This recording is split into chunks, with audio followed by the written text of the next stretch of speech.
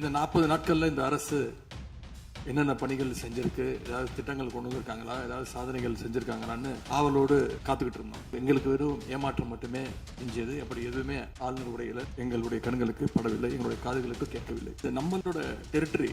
இந்த நம்மளுடைய டெரிட்டரியை ஏன் ஆளுநர்கிட்ட கொடுக்குற அளவுக்கு இங்க என்ன காம்ப்ரமைஸ் நடந்துச்சு அப்படின்னு மக்கள் கேட்க ஆரம்பிச்சாங்க. நாங்க திருப்பியும் பதிவு பண்ணிக்கிறோம். எந்த விதமான காம்ப்ரமைஸும் கிடையாது. தமிழ் தாய் வாழ்த்தை முதலில் பாடப்பட்டது எங்களுடைய முதலமைச்சருடைய வெற்றி, தமிழக மக்களுடைய வெற்றிங்கிறத நாங்க பதிவு பண்ணி எந்த காம்ப்ரமைஸும் இங்க நடக்கல. நாங்கள் கேட்டுக்கொண்டதுபடி தமிழ் தாய் வாழ்த்து முதல்ல ஒரு வாட்டி பாடிட்டீங்க.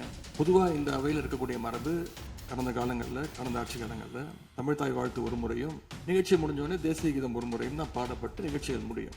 ஆனால் இந்த முறை நாங்கள் கேட்பது ஏன் 2 முறை தேசிய கீதம் பாடப்பட்டது அப்படிங்கிறது மட்டும்தான் எங்களுடைய கேள்வி. தமிழ் தாய் வாழ்த்தையும் 2 முறை நீங்கள் பாட சொல்லி உங்களுடைய ஆளுநர்கிட்ட நீங்க ஒரு கோரிக்கை வச்சிருந்திருக்கலாம். அது இங்க பேசும்போது உறுப்பினர்கள்லாம் ஆளுநர் அவ்வளவு மகிழ்ச்சியாக இருக்கிறாங்கன்னு சொல்லி, ஆளுநரை விட நீங்கெல்லாம் ரொம்ப மகிழ்ச்சியா இருக்கிறீங்க. நீங்க சொல்றதை பார்த்தா தமிழ் தாய் வாழ்த்தை விட ஆளுநர் தான் உங்களுக்கு முக்கியம் அப்படிங்கிற எண்ணம் எங்களுக்கு ஏற்படுது, மக்களுக்கும் ஏற்பட்டுக்கிட்டு இருக்கு. தமிழக மக்களுக்கு தவறுதலா சொல்லக்கூடாதுங்கிற பதிவை நாங்கள் செய்கிறோம். எங்களுடைய முதலமைச்சருடைய எண்ணம் என்ன, தமிழக மக்களுடைய எண்ணமோ அதுதான் எங்களுடைய முதலமைச்சருடைய எண்ணம். கடந்த 3-4 வருடங்களாக தமிழ் தாய் வாழ்த்து இங்க பாடப்படல. ஆளுநரை எதிர்த்தீர்கள், வெளிநடப்பு செய்தீர்கள்.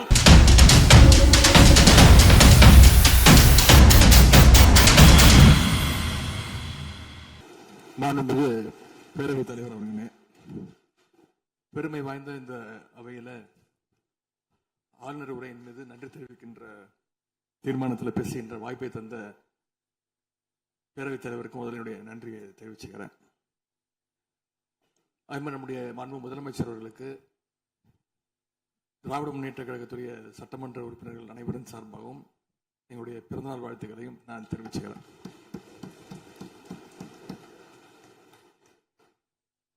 இந்த புதிய ஆட்சி அமைஞ்சு சரியா 40 நாட்கள் கடந்திருக்கு.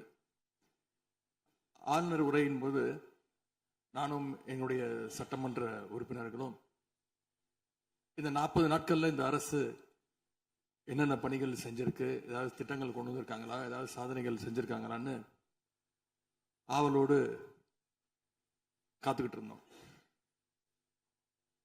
எங்களுக்கு வெறும் ஏமாற்றம் மட்டுமே மிஞ்சியது. அப்படி எதுவுமே ஆளுநர் உரையில எங்களுடைய கண்களுக்கு படவில்லை, எங்களுடைய காதுகளுக்கு கேட்கவில்லை.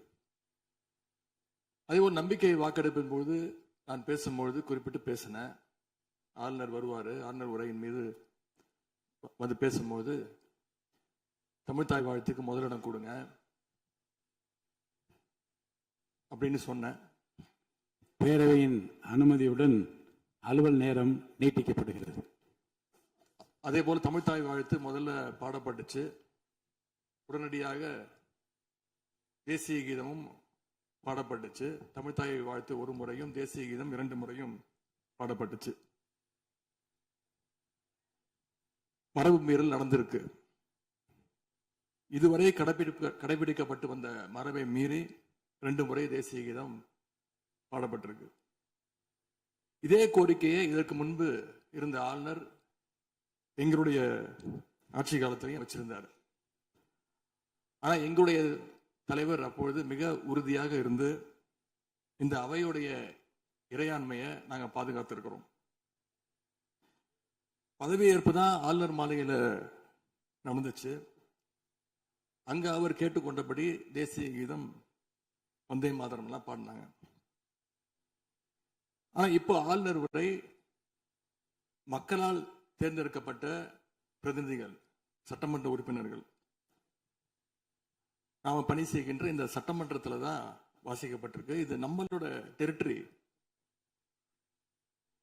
இந்த நம்மளுடைய டெரிட்டரிய ஏன் ஆளுநர்கிட்ட கொடுக்கிற அளவுக்கு இங்க என்ன காம்ப்ரமைஸ் நடந்துச்சு அப்படின்னு மக்கள் கேட்க ஆரம்பிச்சிருக்காங்க. மாண்பு உறுப்பினர், ஆளுநர் உரையாற்ற வந்தபோது தமிழ்தாய் முதல்ல பாடப்பட வேண்டும் என்கின்ற இந்த அரசின் உறுதியான கொள்கையில் நாங்கள் நின்றோமா, இந்த அவை நின்றதா என்பதை நீங்கள் முதல்ல பார்க்க வேண்டும். நாட்டுப்பண் 2 முறை பாடியதில் என்ன தவறு என்று எனக்கு தெரியவில்லை. நாட்டுப்பண் 2ஆம் முறை பாடியது தவறு என்று நீங்கள் சொல்ல வருகின்றீர்களா? அப்படி தவறு என்றால் அது எந்த அடிப்படை தவறு என்று சொல்ல வருகிறீர்கள்? நமக்கு வேண்டியது நம்முடைய தாய்மொழிக்கு முக்கியத்துவம் தர வேண்டும், உறுதியாக நிற்க வேண்டும். இந்த அரசு எந்த சர்ச்சையும் ஏற்படுத்தாமல் நிதானமாக உறுதியாக தாய் தமிழ்தான் எங்களுக்கு அடிப்படை என்பதை வைத்து தமிழ்த்தாய் வாழ்த்தை பாட வைத்தார்களா இல்லையா? அந்த தமிழ்த்தாய் வாழ்த்தை பாட முடியாமல் வேறு விதமாக இந்த அவை திசை திருப்பப்பட்டு பல்வேறு பிரச்சனைகளுக்கெல்லாம் ஆளான காரணங்களை எல்லாம் 22ஆம் ஆண்டு பார்த்தோம், 23 பார்த்தோம், 24 பார்த்தோம், 25 பார்த்தோம், 26 பார்த்தோம். இந்த ஆண்டு தமிழ்த்தாய் வாழ்த்தை முதலில் பாட வைத்து தேசிய கீதத்தை இருமுறை பாடியதில் எந்த தவறும் இருப்பதாக நாங்கள் கருதவில்லை. அப்படி பாடியது தவறு நீங்களும் கருதிடக்கூடாது என்று நான் சொல்ல விரும்புகின்றேன். பேரவைத் தலைவர் அவர்களே, நாங்கள் கேட்டுக்கொண்டதுபடி தமிழ்த்தாய் வாழ்த்து முதல்ல ஒரு வாட்டி பாடிட்டீங்க. பொதுவாக இந்த அவையில் இருக்கக்கூடிய மரபு கடந்த காலங்களில், கடந்த ஆட்சி காலங்களில் தமிழ்த்தாய் வாழ்த்து ஒரு முறையும் நிகழ்ச்சி முடிஞ்சோடனே தேசிய கீதம் ஒரு முறையும் தான் பாடப்பட்டு நிகழ்ச்சிகள் முடியும். ஆனால் இந்த முறை நாங்கள் கேட்பது ஏன் 2 முறை தேசிய கீதம் பாடப்பட்டது அப்படிங்கிறது மட்டும்தான் எங்களுடைய கேள்வி. அப்படின்னா தமிழ்த்தாய் வாழ்த்தையும் 2 முறை நீங்கள் பாட சொல்லி உங்களுடைய ஆளுநர்கிட்ட நீங்கள் ஒரு கோரிக்கை வச்சிருந்திருக்கலாம். அது இங்கே பேசும்போது உறுப்பினர்கள்லாம் ஆளுநர் அவ்வளோ மகிழ்ச்சியாக இருக்கிறாங்கன்னு சொல்லி ஆளுநரை விட நீங்கள்லாம் ரொம்ப மகிழ்ச்சியாக இருக்கிறீங்க. தமிழ்த்தாய் வாழ்த்தை ஆளுநர் முன்னாடி நாங்கள் பாடி காட்டிட்டோம் அப்படின்னு பெருமை பங்கு இங்கே எல்லாம் பேசிக்கிட்டு இருக்கிறீங்க. நீங்கள் சொல்றதை பார்த்தா தமிழ்த்தாய் வாழ்த்தை விட ஆளுநர் தான் உங்களுக்கு முக்கியம் அப்படிங்கிற எண்ணம் எங்களுக்கு ஏற்படுது, மக்களுக்கும் ஏற்பட்டுக்கிட்டு இருக்கு. பொதுப்பணித்துறை அமைச்சர். மாண்புமிகு பேரவைத் தலைவர்களே, தமிழ்த்தாய் வாழ்த்து எங்களுடைய முதல்வருக்கு உயிருக்கு எந்த அளவிற்கு முக்கியமோ அதே அந்த அளவுக்கு நாங்கள் முக்கியத்துவம் தருவோம். மாண்புமிகு எதிர்க்கட்சி தலைவர் அவர்கள்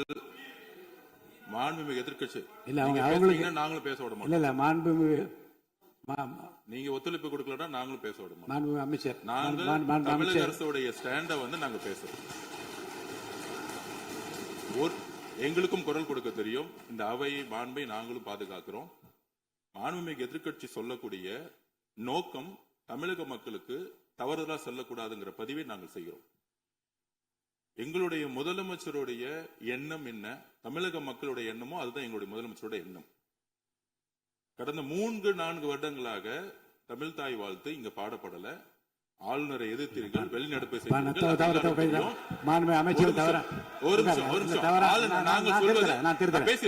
பேசி முடிக்கிறேன். ஆளுநர் முன்பு ஆளுநர் முன்பு மாண்புமிகு அமைச்சர் அவர்கள் ஒண்ணு தமிழ்த்தாய் வாழ்த்து பாடப்பட்டது. இல்ல நான் சொன்னது, நான் கருத்து என்னன்னா ஆளுநர் முன்பு பாடப்பட்டது கிடையாது. அதுதான் நான் சொல்ல வரேன். நான் பேசிடுறேன். ஆளுநர் புறக்கணித்தார், அதற்கு பின்பு பாடப்பட்டது. ஒரு நிமிஷம் நான் பதிவு பண்ணி ஒரே நிமிஷம் நான் பதிவு பண்ணிடுறேன். நான் எங்களுடைய பதிவை நாங்க பதிவு பண்ணிடுறோம். அதுல சொன்ன வார்த்தைகள் எங்களுக்கு கஷ்டமா இருந்துச்சு. காம்ப்ரமைஸ்ங்கிற வார்த்தை எங்களுக்கு கடினமா இருந்துச்சு. நாங்க திருப்பியும் நாங்க பதிவு பண்ணிக்கிறோம். எந்த விதமான காம்ப்ரமைஸும் கிடையாது. தமிழ்த்தாய் வாழ்த்தை முதலில் பாடப்பட்டது எங்களுடைய முதலமைச்சருடைய வெற்றி, தமிழக மக்களுடைய வெற்றிங்கிறத நாங்க பதிவு பண்ணி எந்த காம்ப்ரமைஸும் இங்க நடக்கல. அதை நாங்க பதிவு பண்ணி